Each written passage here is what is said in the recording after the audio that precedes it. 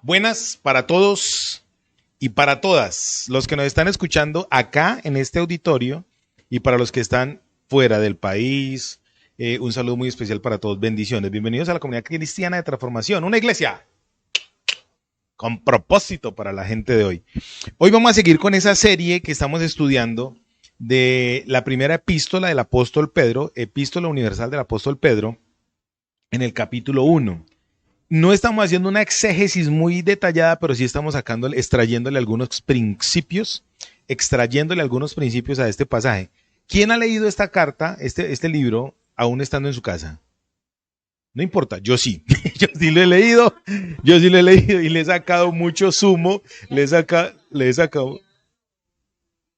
Sí, los de Berea. En el libro de los Hechos de los Apóstoles, capítulo 19, dice que había una gente que tenían un grupo de oración, un grupo en casa, un GT nosotros lo llamamos, una iglesia en la ciudad de Berea, en el pueblo de Berea. Y les decían los bereos. Y esa gente escuchaba, oiga pues que esto es bien interesante, esa gente escuchaba a los apóstoles, a los hombres que Dios usó para establecer la iglesia en el primer siglo.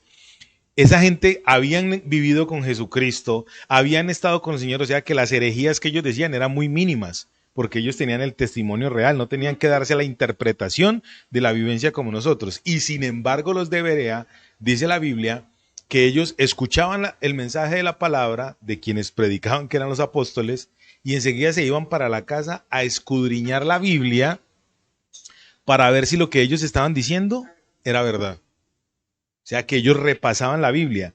Y ojo con esto, un dato importante que esta mañana casualmente estaba pensando en eso. Los de Berea no tenían el Nuevo Testamento. Ellos fueron parte del Nuevo Testamento. Ellos no lo tenían. Entonces, ¿qué Biblia se iban a escudriñar ellos? Se iban a escudriñar la Torá, el Antiguo Testamento, el Pentateuco, que era la ley, y los profetas y los libros históricos. Ellos iban a leer lo que decía la Biblia acerca de Jesucristo, que era lo que estaban predicando los apóstoles. Entonces, bueno, cerramos ese paréntesis. Yo he seguido leyendo este libro y he seguido extrayendo principios de ahí muy buenos, muy importantes. Entonces, vamos a trabajar hoy, vamos a seguir trabajando el tema que hemos venido trabajando acerca de la conducta de un heredero. Un repaso rápido. ¿Por qué llamamos a esta serie o a este segmento de la palabra la conducta de un heredero? Porque la Biblia dice que Él, el Eterno, a usted y a mí, nos ha regalado una herencia. Y esa herencia tiene unas características. ¿Recuerdan esas características? Está en el capítulo 1, verso 6. Donde dice, en el verso 4 dice, porque Dios nos ha dado a nosotros una herencia incorruptible, incontaminada e inmarcesible, reservada ¿en dónde? En los cielos para nosotros. Entonces, esa herencia somos nosotros. La herencia es para nosotros, perdón. Entonces viene lo que yo quería trabajar con ustedes. En este capítulo 1, el Señor habla de quién es Él. ¿Cuál fue su propósito para que nosotros tuviésemos esa herencia? Lo que tuvo que hacer, lo que tuvo que pagar, que hoy vamos a hablar de eso. Lo que le costó a Él comprar esa tierrita ya para heredárnosla a usted y a mí. Entonces, el Señor lo que quiere en nosotros, según la Biblia, según este pasaje, es que nuestro entendimiento sea ¿qué? Hablábamos hace 8 días de eso y hace 15 días, que nuestro entendimiento sea ceñido, sea ajustado, apretado, que nuestro entendimiento sea alineado a la verdad de Dios. Primera de Pedro capítulo 1, y vamos a leer del verso 13 al verso 25. Entonces, rápidamente le estaba comentando eso. Nosotros tenemos una ¿qué? Una herencia, y esa herencia tiene unas características. Esas características no pertenecen a esta tierra, no pertenecen a lo que normalmente usted y yo estamos acostumbrados. Nosotros, lamentablemente, estamos acostumbrados o proyectados más bien. El proyectar es un término de la nueva era, pero aplica. Estamos proyectados en este momento a tener lo que todo el mundo estandariza. Por ejemplo, ¿quién no sueña con su casa propia? ¿Cierto que sí? Todos soñamos con la casa propia y no está mal. No estoy diciendo con esto pues de que nosotros no tengamos ni derecho ni ambición, en el buen sentido de la palabra, de tener una casa. No está mal quererla, no está mal anhelarla. El problema es cuando se desprioriza a Dios por eso. porque entonces se desplaza Dios del primer lugar de mi corazón y entonces empiezo a tener más el deseo de la casa que de Dios. Entonces comienzo a trabajar y toda mi fuerza y toda mi vida y toda mi energía se va a dedicar es a eso y no, la prioridad va a ser esa y no va a ser Dios. Entonces no está mal uno anhelarlo. Entonces, ¿qué pasa? Cuando nosotros estamos más empeliculados con las estructuras que el mundo nos ha ofrecido, empezamos a desplazar a Dios. Y la Biblia dice en el Evangelio según en los sinópticos, en el de Juan no, pero en los tres sinópticos sí, en Mateo, Marcos y Lucas, dice que cuando usted y yo aceptamos a Cristo el Señor, usted y yo podemos pedir lo que queramos al Padre en el nombre de Jesús y nos será dado. Eso dice la Biblia. Yo lo puedo pedir, o sea, yo puedo pedir una casa, sí, pero ¿a quién se la tengo que pedir? Al Padre, no al mundo. Y nosotros normalmente se la pedimos, es al mundo y no al Padre. Entonces, las cosas hay que pedirlas en él. Por eso dice la Biblia, ustedes piden y no reciben porque piden mal, porque piden para su propio deleite. O sea, una casa es para su propio deleite. No, no, es un beneficio, es un beneficio, pero entonces se convierte en nuestra pasión. Entonces, la pasión a usted lo deleita, ¿sí o no? Listo. Entonces, usted, según la Biblia, Dios escogió a la raza humana para poder depositar en la raza humana la gloria de Dios y manifestarla acá en la tierra. Para aquellas personas que tienen problemas de aceptación, de valoración, de falta de amor propio, les quiero dar una buena noticia. A usted Dios lo ama, lo acepta y lo valora tal como usted es. El problema es que usted no ha aceptado esa valoración. Y se lo voy a graficar de una manera muy sencilla. ¿Cuántas veces a usted le han dicho, lo quiero invitar a almorzar? Venga y lo invito a almorzar. Es más, lo quiero llevar a un buen restaurante. No sé si a usted le ha pasado, pero a mí alguna vez me pasó.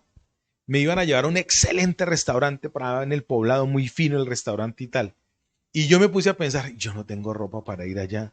Es más, yo voy a entrar allá y hay lugares, no sé si a ustedes les ha pasado, que hay lugares que ustedes entran con su ropa normal, la ropa del domingo, y ustedes entran y hasta los zapatos con el piso se ven feos. No sé si a ustedes les pasó, pero a mí me pasó una vez. Yo decía, definitivamente uno pobre sí es muy horrible, ¿cierto? Y ese día, cuando yo entré a ese restaurante con las personas que me invitaron, mi primera impresión fue esa. Yo, uy, Dios mío, yo soy pobre. Y me empecé a ver, es más, yo iba muy bien vestidito y limpiecito y hueliendo rico y todo, pero me sentí mal, me sentí pobre. Nos sentamos en esa comida y yo empecé a pedir así como con timidez, como quien no quiere la cosa. Y hubo un momento que reaccioné y dije, yo sí soy tonto. Me traen acá, no tengo que pagar y enseguida el acomplejado soy yo. Esa gente que estaba conmigo nunca manifestó una mala intención conmigo. Antes querían bendecirme porque me llevaron allá. ¿Y él quién era el que estaba? Yo, porque mis complejos me estaban llevando a eso. Mira, entonces ese día, ese es el problema. A ese punto quería llegar yo, pero yo quería graficarlo porque yo sé que a ustedes alguna vez les ha pasado. No en un gran restaurante, pero sí en cualquier parte.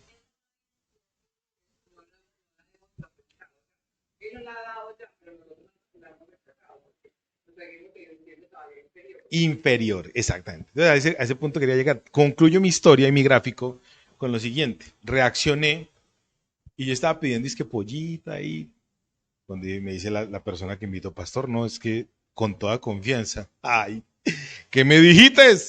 Con toda confianza, mija, me pedí un tomahawk de 1 kilo. Ah, y me dijeron, ¿quiere más? Yo quiero más. Ese día salía hinchado, me salía carne por las orejas. Lo disfruté, ¿cierto?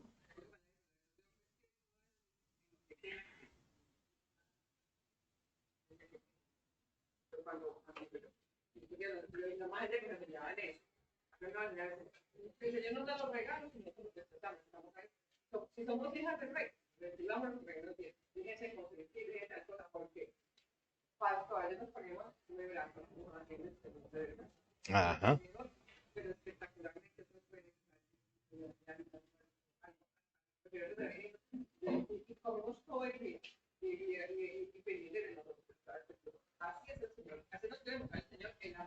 Así es, total. Mira, entonces ese día me pasó eso. Nosotros somos los que no recibimos el amor de Dios, la aceptación de Dios. Y enseguida proyectamos lo que yo soy. Enseguida yo proyecto mis complejos, proyecto mis bobadas. Una vez aprendí, me lo enseñó un amigo, que el tipo pues aparentemente me ha querido mucho. Yo también lo amo mucho, yo sí lo amo con sinceridad. Y me dijo así, gordo pendejo, yo con ganas de bendecirlo y usted a no dejarse, ¿cierto? Normalmente pasa eso, uno es el que no se deja bendecir. Entonces, cuando la Biblia dice que Dios preparó una herencia para usted, dice para ustedes, preparada en el cielo para ustedes, dice preparada porque según este pasaje, Dios en su presciencia, conocimiento antelativo a las cosas, la declaró a usted, lo declaró a usted hijo de Dios, la declaró a usted hija de Dios. Desde antes de la fundación del mundo ya Dios nos había escogido para que estuviésemos con Él. Escuché alguna vez a un pastor que decía, en el cielo nos vamos a llevar muchas sorpresas. Vamos a entrar a una bodega inmensa, decía él, en un gráfico, llena de regalos. Y ese regalo llenos con sus nombres. De regalos que usted no quiso recibir, que Dios le quería dar. A veces Dios nos da a nosotros, nosotros necesitando un par de zapatos. Una vez me pasó. Yo le dije, Señor, yo necesito un parcito de zapatos. No tengo sino 7 pares, necesito el octavo y tal. Y una señora, una hermana de la iglesia me dijo, pastor, el Señor le mandó esto para unos zapatos. No sé, yo sentí que era para unos zapatos y me dio una ofrenda para los zapatos. Y yo corrí y merqué y compré otras cosas porque tenía otras necesidades y me quedé sin zapatos y me comí la plata. A los días la señora me llamó la atención y me dijo, pastor, mire, yo no sé qué pasó con el Señor, pero el Señor me dijo que le trajera esta plata y que era para unos zapatos. Y el Señor le manda a decir que cuando algo es para algo, lo use para ese algo. Y uno, póngale pues cuidado, a veces uno no disfruta porque empieza, yo recibí ese día y dije, ve, yo recibí esos zapatos, pero prioricé el mercado. No, la plata era para mis zapatos. Dios después iba a suplir las otras necesidades. Nosotros queremos hacer las cosas en nuestra fuerza. ¿Por qué? Porque queremos ser todavía nosotros. Hasta ahí me estoy dando a entender. Entonces, ¿cuántos de los que están aquí en algún momento de su vida se han sentido acomplejados? ¿Se han sentido con amor propio bajito? Pues le tengo una excelente noticia, mis amados. El concepto de las buenas noticias bíblicas es para que el ser humano salga de ese concepto que tiene equivocado y empiece a tener la mentalidad de heredero, la mentalidad de Dios, la mentalidad que Dios quiere que usted tenga. Al hijo pródigo, Evangelio según San Lucas, capítulo 16, el padre le entregó su herencia, pero no dejó de ser hijo. Lo heredó, pero no dejó de ser hijo, según ese pasaje de Lucas 16. Resulta que el hijo pródigo dijo, en la casa de mi padre hay comida para los siervos. Yo voy a ir. Cuando dice, pero en el texto dice, volviendo en sí. O sea, el hijo pródigo tuvo que reconocerlo, volver en sí, para poder reconocer que él era el hijo de Dios, que era el hijo del padre, perdón. Y como era el hijo del padre, ¿qué tenía que hacer? Volver al padre. Hoy Dios nos está diciendo a usted y a mí, vuelvan a mí. El Señor les está diciendo, vuelvan a mí. A los que nos está viendo, nos están viendo fuera, el Señor les está diciendo, vuelvan a mí. Cuando usted vuelve a Dios, todas sus necesidades van a ser suplidas. Quien haya tenido complejos, quien haya tenido falta de aceptación, un concepto de amor propio bajito, Dios le dice a usted en este día, usted es heredero. Y el heredero tiene las virtudes y las ventajas de pertenecer ¿a dónde? A la herencia. Amén. Entonces tenemos que empezar a empelicularnos con lo siguiente. Tenemos que apropiarnos de ella. Entonces vamos a hacer una lectura y en la medida que vamos leyendo vamos trabajando. Amén. Porque yo sé que ya me pasé un poquitico de tiempo, pero no importa.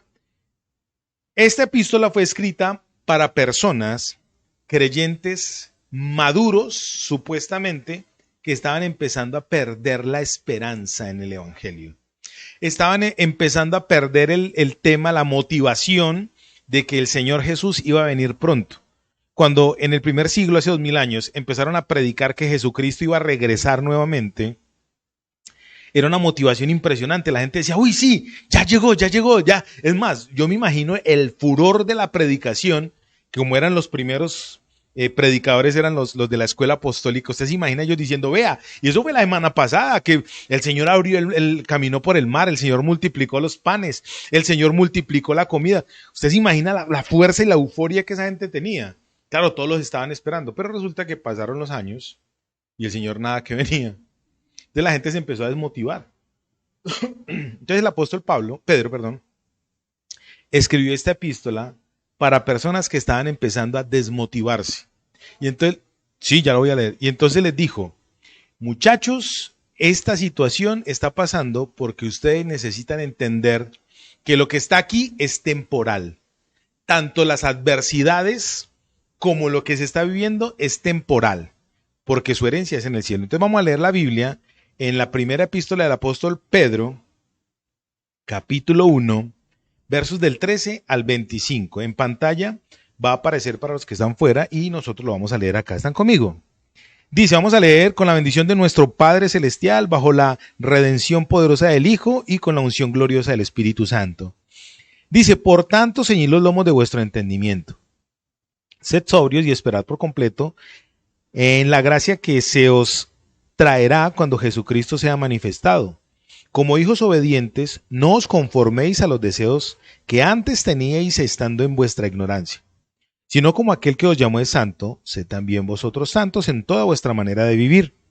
Porque escrito está, sed santos porque yo soy santo. Y si invocáis por Padre aquel que sin acepción de personas juzga según la obra de cada uno, conducidos en temor todo el tiempo de vuestra peregrinación, sabiendo que fuisteis rescatados de vuestra vana manera de vivir, la cual, ojo con esto, recibisteis de vuestros padres, no con cosas corruptibles como oro y plata, sino con la sangre preciosa de Cristo, como de un cordero sin mancha y sin contaminación, ya destinado desde antes de la fundación del mundo, pero manifestado en los postreros tiempos por amor de vosotros, y mediante el cual creéis en Dios, quien le resucitó de los muertos y ha dado gloria, para que vuestra fe y esperanza sean ¿en quién? Habiendo purificado vuestras almas por la obediencia a la verdad mediante el Espíritu, para el amor fraternal no fingido, amaos unos a otros entrañablemente, de corazón puro, siendo renacidos, no de simiente corruptible, sino de incorruptible por la palabra de Dios, que vive y permanece para siempre. Porque toda carne es como hierba, y toda gloria del hombre como la flor de la hierba se seca y la flor se cae, mas la palabra del Señor permanece para siempre. Y esta es la palabra que por el Evangelio os ha sido anunciada. Conducta de un heredero. Entonces la conducta de un heredero tiene que ser, para poder empezar a mirar estos principios, lo primero que tiene que tener la conducta de un heredero es lo siguiente. El entendimiento, ¿cómo tiene que estar? Alineado, ceñidito, afinado. Quiere decir que usted no puede dejarse contaminar por los pensamientos que normalmente el mundo le está ofreciendo. El mundo ofrece ahorita el todes y el todes, ¿cierto? Una contaminación permanente o un adoctrinamiento permanente del mundo hacia los cristianos. Por ahí escuché en estos días que es que un loco ahí, que a veces, yo no sé a veces por qué les botan tanto a mentiras. El diablo está interesado, el enemigo está interesado en difamar el evangelio. Un tipo que se proclamó el primer pastor abiertamente gay. ¿Cómo te parece? Yo no tengo nada yo no soy homofóbico. Dios sabe que antes molesto con todo ese tema. Pero ¿sabes qué me da rabia? Que coja el tipo y dice que el primer pastor abiertamente gay. Bueno. No son abiertamente. No son abiertamente. Bueno. Entonces, pero los otros no. Entonces, cuando la Biblia dice, ceñid vuestros lomos, los lomos de vuestro entendimiento, es que la mente sea afinada, que la mente esté alineada a algo.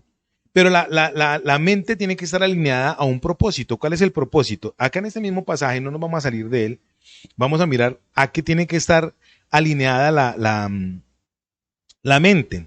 En el verso 16 dice, porque escrito está, sed santos porque yo soy santo. La mente de un creyente, ¿a qué tiene que estar alineada? Dice, escrito está. ¿A qué tiene que estar alineada la mente? A la palabra de Dios. Si usted realmente quiere saber vivir un cambio y una transformación en su vida, alinee su mente a la palabra de Dios. La Biblia son los oráculos de Dios. La Biblia son la palabra de Dios escrita para nosotros. A veces nosotros decimos, pero yo por qué no entiendo tal cosa, pero yo por qué vivo así, pero... Y si usted se pone a mirar, no vive conforme a la palabra. Ya entonces a veces queremos hacer la obra de Dios, la labor de Dios, vivir como Dios quiere que vivamos, pero con principios satánicos. El principio, el mayor principio que nosotros practicamos de satanismo es la desobediencia. El segundo principio que nosotros practicamos mayormente satánico es el orgullo. Según la Biblia, el pecado original, ¿cuál es? Ustedes ya lo saben, es la desobediencia en el hombre. Y el pecado original de Satanás, ¿ustedes quieren saber cuál es? Ya lo saben ustedes también, ¿cierto? ¿No saben? El pecado original de Satanás es el orgullo. Porque él dice en la Biblia, subiré a lo alto, seré semejante a Dios y en su trono me sentaré. Él quería eran los atributos de Dios, no quería la personalidad de Dios. Él quería era el poder de Dios. Entonces, imagínate tú, el orgullo y la desobediencia, eso es un cóctel espectacular. Un cóctel espectacular para hacer, y nosotros somos especialistas en eso. Les estaba diciendo a ustedes ahorita que cuando uno a veces no recibe una bendición, un halago o algo, o una herencia, ustedes saben que eso es orgullo. El orgullo, póngale pues cuidado a esto, mi querida amiga, hermana, en Cristo. Los complejos de superioridad y los complejos de inferioridad manejan las mismas características. Las mismas. El acomplejado, el que se siente menos, no recibe porque se siente menos. Y el que se siente más no recibe porque tiene mucho. Pero tiene la misma conducta. Ya con eso les dije todo. Así que cuando usted y yo pretendemos, ¿a quién estamos imitando? A Satanás. Así de sencillo es. No estamos imitando a Cristo, pero entonces yo cristianamente con orgullo digo que soy cristiano. No, cristianamente estaba aceptando el principio satánico y ese es el que lleva en su vida. Entonces no está alineado a la palabra de Dios. La palabra de Dios dice, el Señor, sed santos como yo soy santo. Pero ¿qué es ser santo? Ser santo es apartarse de todo. Entonces alinear su mente al pensamiento de Dios es empezar a vivir lo que la Biblia dice. Yo empecé mi ministerio, yo soy creyente hace 26 años exactamente, ahorita en julio justo 26 años. Pero el ministerio que Dios me entregó lo empecé a desarrollar hace 24 años exactamente. En una iglesia que se llama el Centro de Fe y Esperanza del Sur, en ese tiempo se llamaba así. Y a mí me pusieron a enseñarle a las personas nuevas que llegaban en un curso para nuevos creyentes, camino a la excelencia. Entonces, a mí me tocaba enseñarle a las personas nuevas. A mí me encantaba. Yo desde que empecé en el ministerio me encantaba enseñar la palabra de Dios. Y había una clase que se llama La Biblia más que un libro, ¿cierto? Y una vez coloqué un ejemplo de que un señor no sabía leer ni escribir, pero se aprendió un texto bíblico y él practicaba ese texto bíblico que decía, amados los unos a los otros. Y el Señor decía, yo practico ese verso. Y al practicar solamente ese verso bíblico, el tipo pues tenía una conducta de aceptación. Él aceptaba a las otras personas como eran. Él aceptaba a las otras personas como llegaban. ¿Sabes cuál fue uno de mis mejores alumnos en Camino a la Excelencia? Don Luis, el papá de don ¿Luis qué? Gil. No, don Montoya. Don Luis Montoya. Él fue discípulo mío en ese entonces porque él empezó a ir a la iglesia en el tiempo. Y el señor que les decía, él decía, yo con practicar un principio, un verso bíblico, yo sé que Dios me va a bendecir. Y a mí eso me marcó, porque era verdad. Él practicaba una porción de la palabra. ¿Y qué activaba en los aires? El poder de Dios. Dice la Biblia, yo no me avergüenzo del evangelio, la palabra de Dios, porque es poder de Dios con un objetivo, la salvación. ¿Listo? Entonces, la Biblia dice, la conducta de un heredero, ¿cuál tiene que ser? Una conducta alineada al pensamiento de Dios. Cuando usted alinea su pensamiento, su vida a la palabra de Dios, su conducta va a ser diferente. Sus sentidos van a ser diferentes. Usted va a ser sobrio, como dice aquí el texto. ¿Están conmigo? Bueno, rápidamente, mis amados, entonces vamos para el verso 17. Dice aquí, en el verso 17, porque los otros versos ya los estudiamos en días anteriores. Si lo quiere conocer, váyase al YouTube o a la página de Facebook y busca Conducta de un Heredero, parte 1 y 2, y ahí lo va a encontrar. Verso 17 dice, y si invocáis por Padre a aquel que sin acepción de personas juzga según la obra de cada uno, conducíos en temor todo el tiempo de vuestra peregrinación. Díganme. Ajá. Perfecto. Esa era la palabra que yo quería usar, imparcialidad. En el verso 17 dice que la conducta de un creyente, póngale pues cuidado antes de entrar aquí, para usted poder ser, para usted poderse manejar, para usted poder tener una disciplina, ¿qué es lo primero que tiene que pensar? Voy a colocar el ejemplo. Si usted quiere ser médico, ¿en qué se tiene que disciplinar? En el estudio de conceptos de medicina, en el estudio de conceptos médicos, en farmacología, en una cantidad de cosas que tiene que ver con en pediatría, todo lo que tiene que ver con la anatomía, todo lo que tiene que ver con la anatomía. Si usted no empieza a tener un concepto claro, entonces usted no va a entender nada. Por eso yo hoy quiero decirle a ustedes, ¿ustedes son herederos de Dios? Amén. Entonces ya tenemos una meta. Ya Dios nos hizo el favor, porque si no usted y yo no lo teníamos. Ya Dios nos colocó a nosotros una meta, ya nos trazó la meta. ¿Cuál es la meta? La herencia. Y la herencia tiene un propósito y la herencia tiene un precio, que llegamos a mirar ese precio. Ya Dios hizo todo eso por nosotros.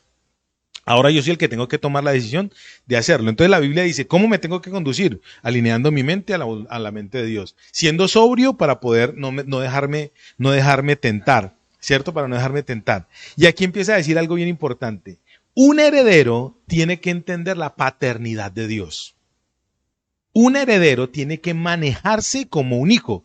Aquí dice, y si invocáis a aquel, dice que llamaron, que ustedes llaman padre,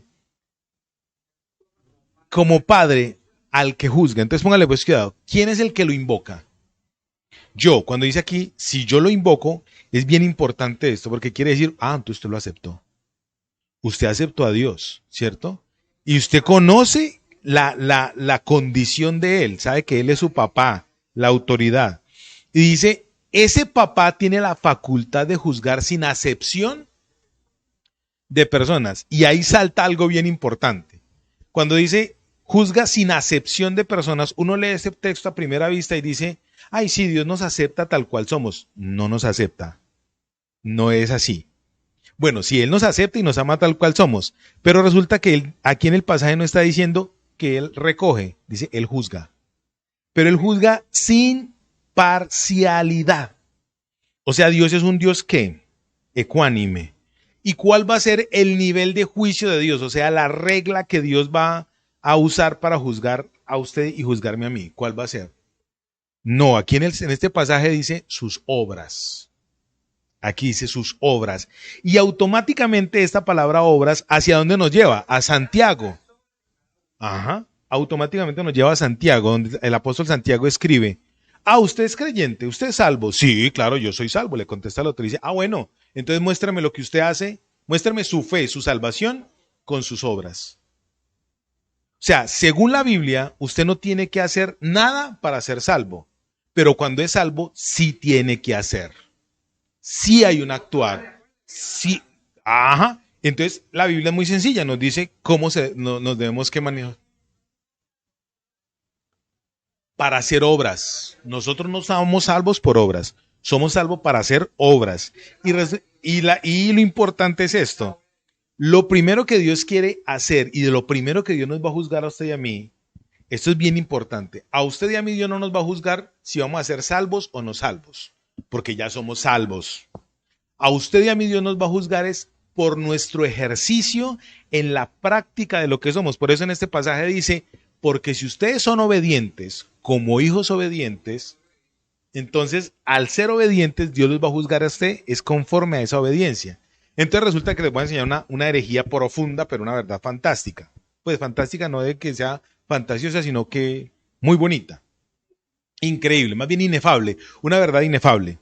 Resulta que usted y yo en aquel día, cuando el Señor nos llame a su gloria, sea porque nos raptó o sea porque ya hubo el tiempo de la resurrección, hay una, cronológicamente, para los que somos pentecostales y creemos en el rapto, hay un espacio de tiempo que se llama la semana de la gran semana de Daniel o el tiempo de la tribulación y gran tribulación.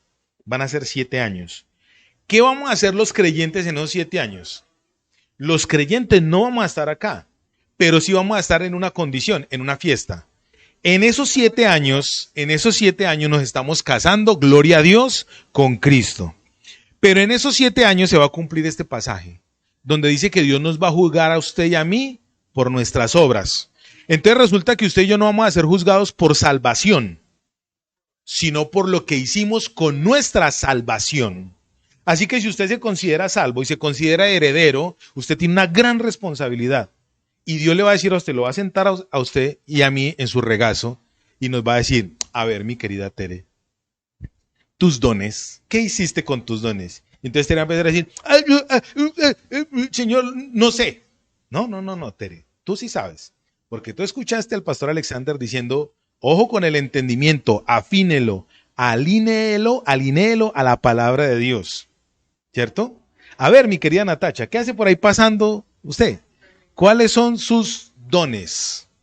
Si se dan cuenta cómo todo se va ligando. ¿Sí me estoy dando a entender, amados? Entonces, ¿Dios qué quiere con usted y conmigo? Primero, que sepamos para dónde vamos. Segundo, darnos a usted y a mí algo que nosotros necesitamos para llegar a ese punto. Tercero, Él quiere que nosotros lo ejecutemos, que lo hagamos, obremos, que no se nos quede en un mero deseo. En un mero deseo, no, hay que ejecutarla. ¿Sabes cuándo uno aprende algo? Cuando lo ejecuta. Por eso a mí me encanta la palabra en griego. Hay un momento donde a Cristo le dicen maestro, pero le dicen didáscalos. No le dicen paidagogos, sino didáscalos. En el Evangelio según San, creo que es Marcos, capítulo 4, le dicen los discípulos cuando se levantó esa grande tormenta. Le dicen los discípulos al Señor Jesús, maestro, no tienes cuidado que perecemos. Ahí la palabra maestro en griego es didáscalos. Y entonces Él se levanta y en la práctica les enseña, ¿por qué estáis así? ¿Por qué están asustados? ¿Cómo no tienen fe? Les está diciendo en el ejercicio, tengan fe. Reprendió al viento y al mar diciéndoles, calla y enmudece. Y automáticamente el viento y el mar obedecieron y hubo gran bonanza. Se llama enseñar con la práctica. Didáscalos. Entonces, ¿Dios qué quiere que usted y yo hagamos? Obras. Y esas obras, ¿qué va a hacer Dios? Cuando dice aquí juzgar, no quiere decir que Dios nos va a regañar, sino que Dios va a evaluar. El juicio es una evaluación. Entonces, Dios que evalúa con imparcialidad, no va a decir, es que este es mi hijo favorito.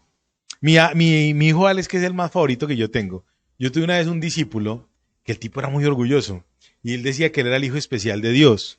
Y una vez le dije, oíste, por no decir el nombre, oíste, un nombre cualquiera, oíste Jair, ¿y vos por qué decís que sos el hijo especial de Dios? Después fue que me di cuenta que el culicagado era muy, muy mañosito y por ahí fornicaba con él, era de la alabanza, y fornicaba con una muchacha, con la otra, y todo se le destapó porque una muchacha, él quiso tener relaciones sexuales con una muchacha, y la muchacha me llamó a mí y me dijo, pastor, mira lo que me pasó con este, y tal, y le destapó la olla y eso se le destapó todo al muchachito. Entonces yo entendí por qué él me confesó, me dijo, no, es que por eso era que yo decía que yo era el hijo especial de Dios, porque según él, Dios nunca lo había hecho quedar mal, le toca que se agache, mamita. Ahí se vio, vea, ahí se vio. Ahí sí. Y entonces póngale pues cuidado. Hay gente que se cree el hijo especial de Dios porque se portan mal y creen que Dios es alcahuete. No. En este texto dice, Dios te va a evaluar tus obras, o sea, tu conducta. Entonces, 1, Dios va a evaluar tu conducta con tus dones en aquel tiempo. Y 2, Dios va a evaluar tu conducta para cuantificar, no para calificar, sino para cuantificarte a ti. Me voy a explicar mejor. Hay gente, yo conozco personas que... Obvio, por eso no es para calificar, es para cuantificar. O sea, si usted tiene un problema, corríjalo y que ya ese problema no sea grande, sino que sea de menor cantidad. ¿Sí me va a entender? Obvio, obvio. Eso es lo, sí me estoy dando a entender, Santos. Esa es la conducta de quién? De un heredero. ¿Usted es heredero? Amor, amor. ¿Usted es heredero? Claro. Entonces, como heredero, ¿qué tiene que hacer? Comportarse como lo que Dios. Entonces, un heredero se comporta sabiendo que va a ser evaluado. Y que va a ser evaluado no porque, ay, como yo soy hijo de Dios, entonces hay una secta por ahí rara que dice, comamos y bebamos. Simple, hay una secta que dice, se llama cayendo en desgracia. Dice, no importa que usted peque, salvo siempre salvo, mentira diabólica, mentira diabólica. La Biblia dice que si usted no se arrepiente, manifiesta que no es salvo. El fundamento del arrepentimiento, el fundamento de la salvación es la fe, pero el fundamento de la fe es el cambio de mentalidad, se llama metanoia, arrepentimiento. Arrepiéntase del pecado que esté cometiendo. Y va a ver, Dios no tiene hijos especiales, pero sí tiene hijos íntimos. Eso sí se lo puedo decir. Dios tiene hijos íntimos. Le voy a colocar 2 ejemplos de hijos íntimos de Dios. El primero está en el libro de Daniel. Cuando nuestro hermano Daniel, dice la Biblia, él oraba 3 veces en el día, en la mañana, al mediodía y en la tarde. ¿El que tenía con Dios? Intimidad. La gente, oiga pues con esto que le voy a decir, si yo tengo intimidad con Dios, no me va a ser exento de la envidia de la gente.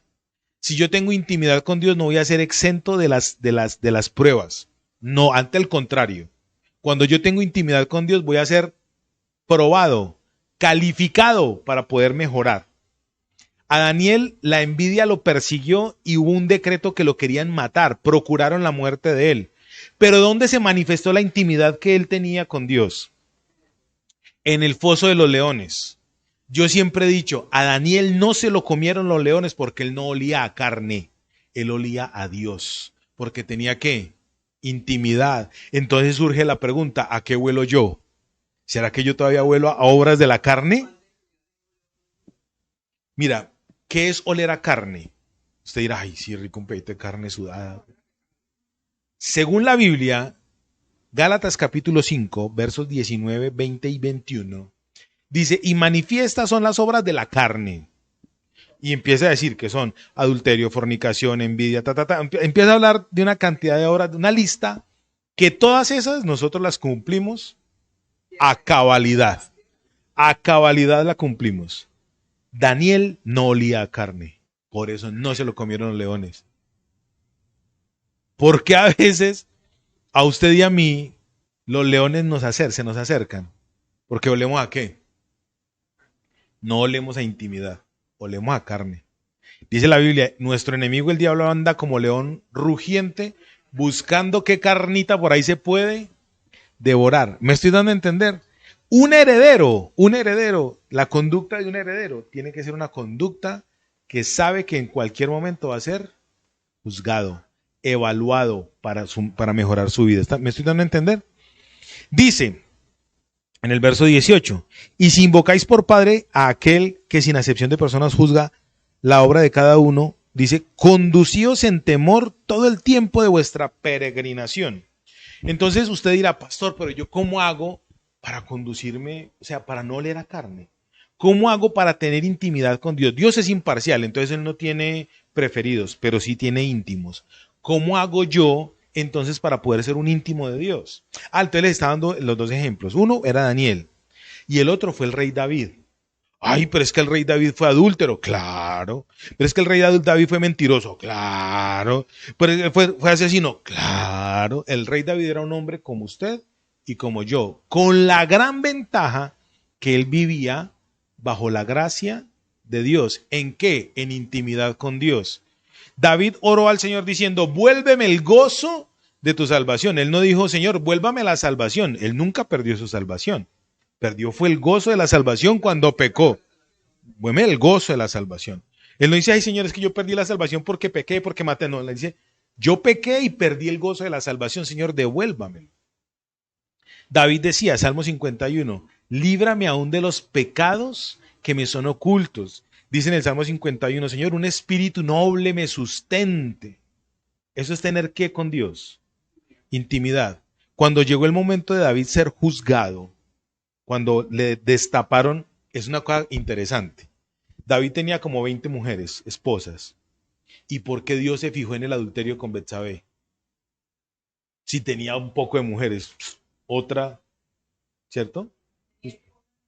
Esposas y concubinas, 20 esposas y no sé cuántas concubinas. ¿Y por qué Dios le juzgó a él el chicharrón con Betsabé? Unita más, dice el mexicano, una no es ninguna. Mija, dice el texto en Segunda de Samuel cuando ocurrió eso, dice que en el tiempo en que los reyes iban a la guerra, David no fue. El ocio. El ocio fue el asunto por el cual él se desvió.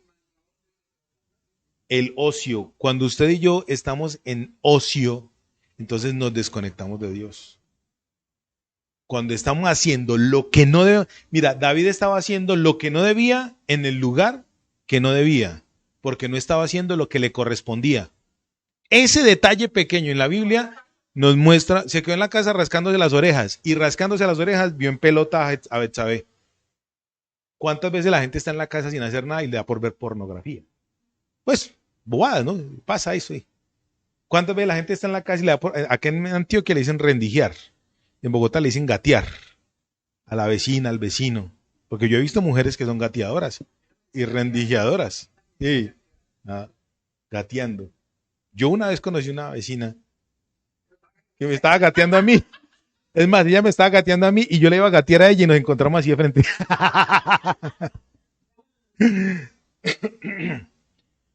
Perdón.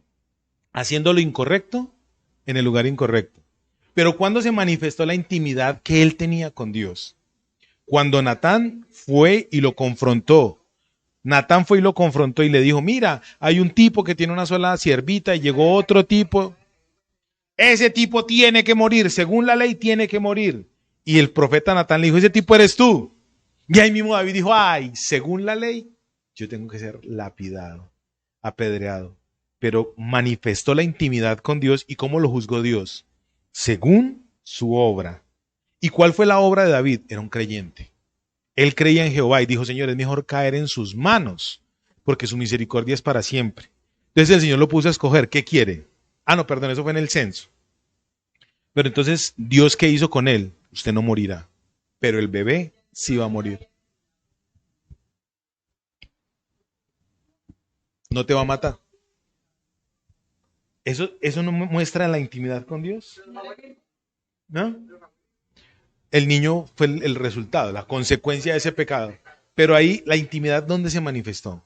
En él, ¿cierto? A mí me apasiona la gracia del Señor. No es que Dios sea alcahuete, pero Él sí va en la manera que usted y yo tengamos intimidad con Él. Mire, termino con este. Acab. Acab era un rey malo. De la Biblia dice que ha sido de los más malos que juzgó a Israel, que reinó en Israel. Pero cuando Acab oraba, Dios lo escuchaba. Lean el primer libro de Reyes. Dice la Biblia que cuando Acab oraba, Jehová escuchaba la oración de Acab. Y era una cosa con ojos Acab. La gracia de Dios, porque Él juzga a cada uno conforme a su obra.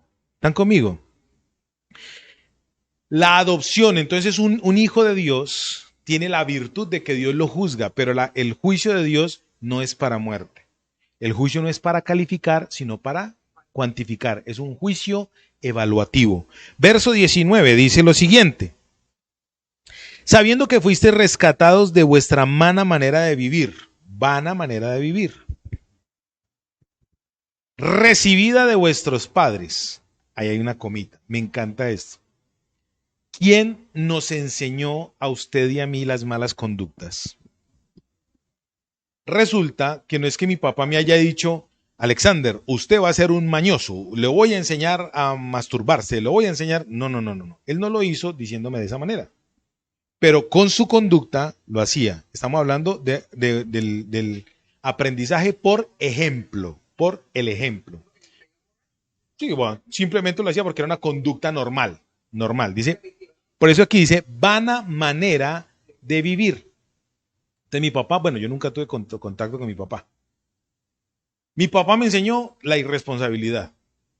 Yo vi ese ejemplo, el tipo que abandonó su familia. Ya. Cuando digo la abandonó, fue que la abandonó en todo el sentido. O sea, una cosa es que haya un divorcio y eso es un caso diferente, ¿cierto? Pero cuando se dice abandono es que el tipo se fue y nunca más, ni una guapanela le tiró a sus hijos, ni una guapanela. Yo conozco casos de papás, padres que se han separado y el papá sigue responsable de sus hijos y demás. Bueno, vana manera de vivir. Entonces, una conducta es una conducta por el ejemplo. Y hay otro detalle interesante que se llama genética. En la biología y en la genética hay una información que se llama la información genética o del ADN. En el ADN, usted y yo llevamos la información de nuestros padres desde Adán hasta hoy. Y en esos hilos de conducción, en esas curvitas del ADN que es infinito, ahí hay enfermedades, ahí hay conductas, ahí hay manifestaciones. Yo puedo tener la enfermedad de mi tatarabuelo y en la cadena del ADN en mí se manifestó. Salió con el tipo eso es, el ejemplo es ese, ahí está muy práctico. Entonces nosotros de nuestros padres somos mañosos. Y esa conducta, ojo con esto, y por genética, por ejemplo y por genética. Según la Biblia, en los dos aspectos, Cristo nos redimió. Aquí dice, en el verso 19, sabiendo que fuisteis rescatados, o sea, sacados de esa vana manera de vivir, o sea, el ejemplo. Dice, el cual heredasteis de vuestros padres, dice, y no con cosas corruptibles, o sea, usted no fue rescatado desde la genética, algo que se corrompe. No, usted no fue rescatado. O sea, usted no vinieron y le hicieron una incisión la médula y le bueno, vamos a colocar en María la inteligencia de Einstein. No, no, no, no. Pero sí vino algo que viene de parte de Dios, más bien alguien que se llama Jesucristo, y él rescató de nuestra genética esa información pecaminosa, negativa, nociva, mala, que nos llevaba hacia dónde. No hacia la herencia que Dios nos dio, que por eso nosotros somos herederos, sino a la herencia que está preparada para, dice la Biblia, el infierno no fue preparado para los humanos, el infierno fue preparado para Satanás y sus demonios y los ángeles caídos, ¿cierto? Pero los seres humanos estamos empecinados en irnos, en irse, yo no, gloria a Dios, nosotros no, pero la raza humana está empecinada en irse para allá. Un ejemplo de vana manera de vivir, por colocarle solamente un ejemplo estúpido, pero que es bien, bien asertivo. ¿Ustedes saben cuánto tiempo realmente tiene el concepto de ateísmo en el mundo? Se aterrarían. El concepto de ateísmo en el mundo no tiene 300 años. El concepto de ateísmo en el mundo surgió en 1800 y peguele en Inglaterra, a través de unas personas que querían contrarrestar, póngale pues cuidado, contrarrestar, eran católicos que se separaron del catolicismo y querían contrarrestar el movimiento revolucionario que había del evangelio, el mal llamado protestantismo. Entonces nació como una propuesta para ir en contra del evangelio, para ir en contra de la reforma protestante, igual que el concepto mariano. El concepto mariano fue un concepto que nació en una tesis que planteó la Iglesia Católica para ir en contra del movimiento protestante. ¿Me estoy dando a entender? Entonces, el mundo enseña ahorita que el que no cree en Dios, una vana manera de vivir, que el que cree en Dios es ridículo, que el que cree en Dios es ignorante. Yo me acuerdo cuando a mí me lo decían, no, usted, esos cristianos que son ignorantes, ignorantes, me dan ganas de cachetearlo. Es más, decía yo, le respondo como Pedro, le respondo como Jesús. ¿Cierto? Ignorante alguien que está leyendo un libro que se escribió en 4 idiomas, que uno tiene que traducirlo para poderlo entender. Ignorante empezar a entender tradición y cultura de la antigüedad. Eso no es ser ignorante, es estudiar. La Biblia es más actual que el periódico de dentro de 4 años. ¿Cierto? Sí. Eso no es ser ignorante. La Biblia dice que de esa bobada, de esa vana manera de vivir, ¿qué hizo el Señor? Nos rescató, nos sacó. Vana manera de vivir, creer que Dios no existe. Es un mensaje que ha metido Satanás en la mente del ser humano y la gente se lo ha tragado completico. Y uno ve jovencitos hoy en día de 20, 22 años, niños, son niños. y alegando que Dios no existe. Dice la Biblia en uno de los salmos, dice el necio en su corazón, no hay Dios. Entonces, cómo tilda la Biblia al que es necio? Al que dice que no cree, ¿cómo tilda la Biblia al que dice que no cree en Dios? Como un necio. Y les voy a decir algo, Aristóteles, Sócrates, Platón, Herodoto, los padres de la filosofía, los padres de la medicina, los padres de la historia, esa gente decía que Dios existía. Ellos eran más creyentes que nosotros, porque incluso adoraban. Eran más creyentes y ahora nos dicen a los cristianos que ignorantes. De esas bobadas dice la Biblia que Dios nos rescató, que era una vana manera de vivir. ¿Y cómo nos rescató a nosotros? No comprados con algo material, con algo que se pueda podrir, sino con algo poderoso, la sangre de nuestro Señor y Salvador Jesucristo. Creer en Cristo, creer en Dios, es creer en un nivel mucho más alto de espiritualidad. Así que si usted hoy, santo de Dios, se siente que no tiene propósito en su vida, se siente desamorosado, nadie me quiere, todos me odian. Si usted cree que sus complejos, mire, si usted no muere, mata esos complejos lo van a matar a usted. Usted es el que tiene que recibir lo que Dios le ha dado. Usted es el que tiene que recibir el regalo de Dios. La Biblia dice, mas a todos los que le recibieron, los que creen en su nombre, les dio potestad de ser hechos hijos de Dios. Para usted poder recibir la adopción, ¿qué tiene que ejercer? Dos cosas. Una, creer y recibir. Dice, a los que le recibieron y a los que creen, ¿el resultado cuál fue? Poder, potestad de ser hechos hijos de Dios. Hoy nos toca dejar esto aquí, pero vamos a seguir con este libro. Vamos a seguir con este libro. Vamos a seguir con este libro. A mí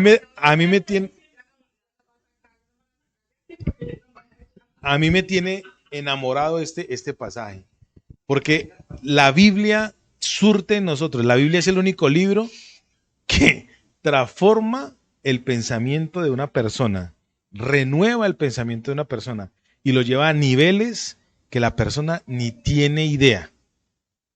Einstein decía, y él era creyente, evangélico, a mayor ciencia, mayor fe. Pero como el mundo cree que se llama orgullo, cree que el hombre es vano, cree que es el más, es un principio diabólico. ¿Ustedes quién creen que recibe la gloria cuando el hombre se manifiesta? Cuando escuché yo que, para terminar, que en Dubái hubo esa tormenta tan fuerte, esas lluvias y demás, el ser humano es tan teso que logró condensar las nubes para que lloviera. Eso, claro. ¿Tú te imaginas esos demonios allá felices recibiendo la alabanza de esos seres humanos que creían que eran los más porque lograron hacer llover y se les estaban yendo las luces con el agüita? Eso está muy bien, ¿cierto? Pero la Biblia dice que el orgullo del hombre, lo leíamos ahorita, es como ¿qué? Como la hierba del campo, que en un día se seca, y como la flor de esa hierba, que apenas tan perece. Padre, por favor, ayúdanos, Señor, en el nombre de Jesús. Ayúdanos, mi Rey y mi Señor, a que nosotros, Dios mío, podamos, con un corazón sencillo, humilde, dice en este mismo pasaje de Primera de Pedro, ser obedientes. Como hijos obedientes, podernos consagrar a ti, ser santo como tú eres santo. Que podamos nosotros ceñir nuestro entendimiento a la palabra, ser sobrios, Dios mío. Ayúdanos, por favor, en el nombre de Jesús. Yo te lo ruego, Señor, porque si no fuese por tu mano,